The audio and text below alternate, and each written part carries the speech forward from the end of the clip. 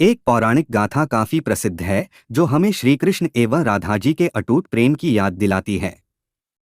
कहते हैं कि एक बार नंदलाल काफी बीमार पड़ गए। कोई दवा या जड़ी बूटी उन पर बेअसर साबित हो रही थी। तभी श्री कृष्ण ने स्वयं ही गोपियों से एक ऐसा उपाय करने को कहा जिसे सुन गोपियां दुविधा में पड़ गईं। दरअसल श्री कृष्ण ने गोपियों से उन्हें चरणामृत पिलाने को कहा। उनका मानना था कि उनके परम भक्त या फिर जो उनसे अति प्रेम करता है तथा उनकी चिंता करता है, यदि उसके पाप को धोने के लिए इस्तेमाल हुए जल को वे ग्रहण कर लें तो वे निश्चित ही ठीक हो जाएंगे। लेकिन दूसरी ओर गोपियां और भी चिंता में पड़ गईं।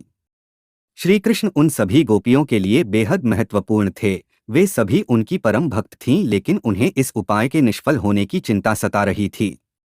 उनके मन में बार बार यह आ रहा था कि यदि उनमें से किसी एक गोपी ने अपने पाव के इस्तेमाल से चरणामृत बना लिया और कृष्ण जी को पीने के लिए दिया तो वह परम भक्त का कार्य तो कर देगी, परंतु किन्हीं कारणों से कान्हा ठीक ना हुए तो उसे नर्क भोगना पड़ेगा।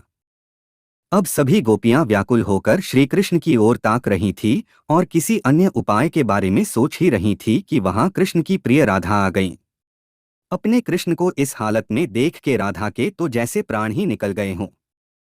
जब गोपियों ने कृष्ण द्वारा बताया गया उपाय राधा को बताया तो राधा ने एक क्षण भी व्यर्थ करना उचित न समझा और जल्द ही स्वयं के पांव धोकर चरणामृत तैयार कर श्री कृष्ण को पिलाने के लिए आगे बढ़ी।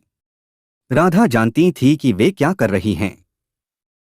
जो बात अन्य गोपियों के लिए भय का कारण थी, ठीक वही भय राधा को भी मन में था, लेकिन कृष्ण को वापस स्वस्थ करने के लिए वह नर्क में चले जाने को भी तैयार थीं।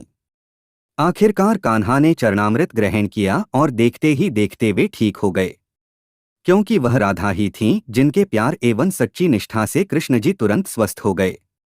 अपने कृष्ण को निरोग देखने के लिए राधा जी ने एक बार भी स्वयं के भविष्य की चिंता न की और वही किया जो उनका धर्म था।